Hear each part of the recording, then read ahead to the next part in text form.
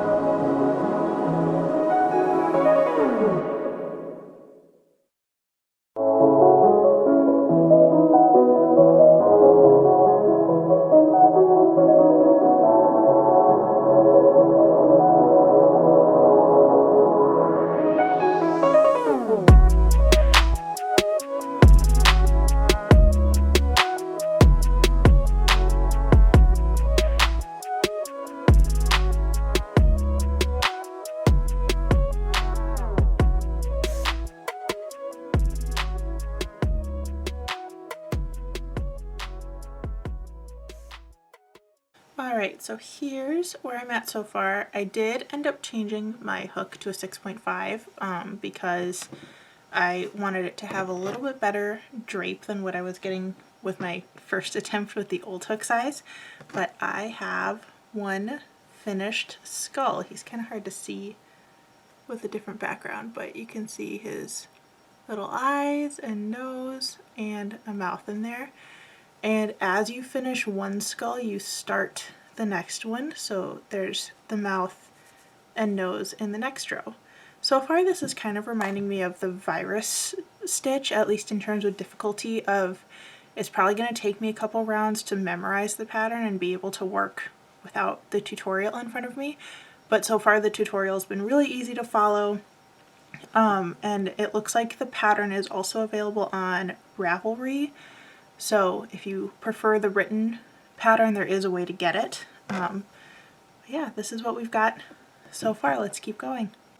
Alright, it is a couple days later, and I finished the first part of the tutorial, so you can see I have my first little skull there at the bottom. It's a little hard to see up against my hand, but you can see the eyes and the little nose and the mouth down here.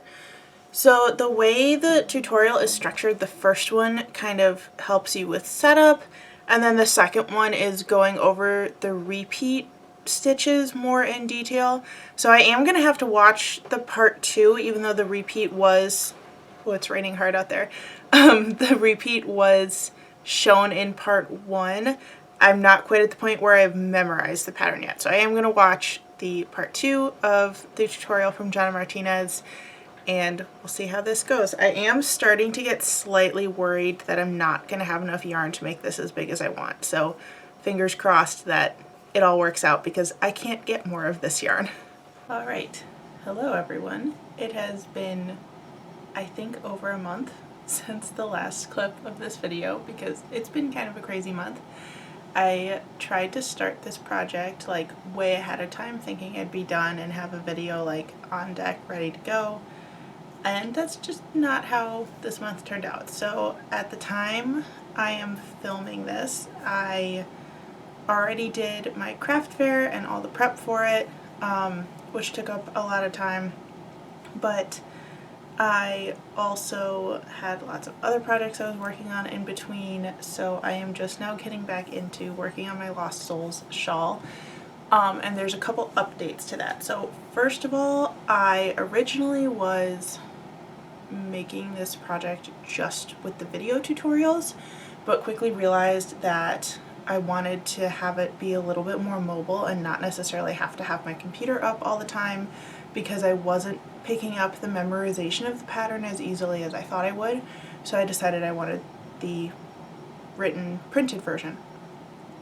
From what I can tell from the internet rabbit hole I went down, this used to be a free pattern and it is now a paid for pattern. So once I realized that that was the case, I just purchased the pattern because I realized I wanted the credit to go to the creator anyway. So I recommend you do the same, although the writer of the pattern does mention the Jonna Martinez tutorial videos in her pattern and includes the links to them. So at least I know she's aware of that specific tutorial, and worked with that creator to get the tutorials out. I really like having the written pattern with me so far because it makes it a lot easier to kind of check what I'm supposed to do for each row. I'm like half memorized on this pattern at this point, where I don't need to look at every single row, but I definitely need to look to check where the increases are and everything like that. So as of right now, I am about halfway, maybe a third of the way into my second skein, and this is how big the shawl is. So it's gotten pretty long. It's about my wingspan from tip to tip as I'm holding it. I was worried for a while that I would not have enough yarn to complete this, and since it's a discontinued yarn, that would have been very bad. But I think I'm going to have plenty, considering I'm only on the second skein and it's this big. I also love how the striping is working up. I should have worn a solid color shirt so that you could actually see what I'm doing. But I love all the little skeletons and how the striping's turned up. So my goal is to finish this in the next, hopefully, couple days based on when I want this video to come out. It's currently May 31st and this is supposed to be my first, no, it's supposed to come out the second Friday in June. So I've got a little over a week before the video is supposed to come out, but I'm hoping to finish it in the next couple days so I can get ahead on videos for next month. That never seems to actually work out, but that's the goal right now. So I'm going to find something dumb to watch on Netflix, since this is a very counting heavy pattern. This is not the time to watch an intense thriller TV show. I'm gonna find some dumb rom-com to watch while I continue to work on this and get some more clips for you.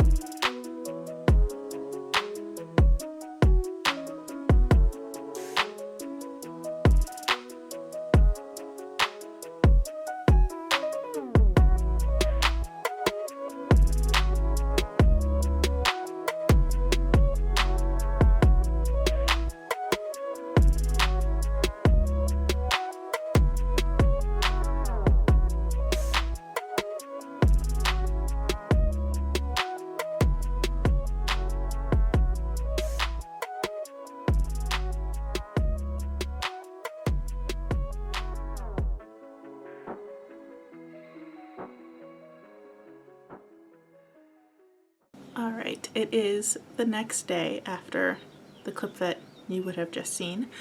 I am still making some progress and I am on my very last skein. I did have to wind this one into a ball because it wasn't wound correctly, but I'm hoping to finish tomorrow, maybe Friday. I am subbing tomorrow, but I think I'm going to take this with me to do during the time frame where the kids are at lunch and recess, because I have that time off.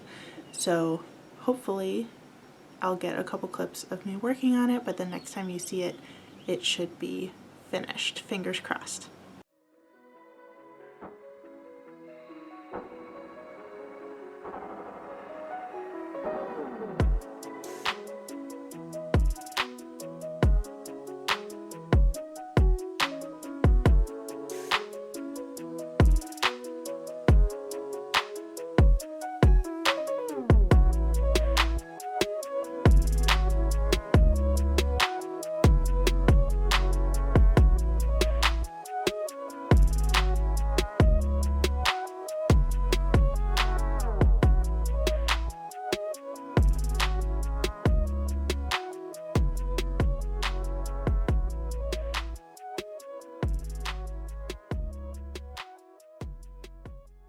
Alright, so I don't think this is the final version of the costume yet, but I wanted to kind of give you an idea.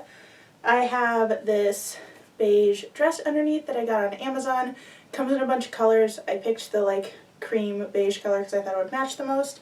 I have a belt with pockets in it that I think I also got from Amazon a couple years ago, and a plain black pashmina scarf to kind of add a little bit more volume to this side of the skirt.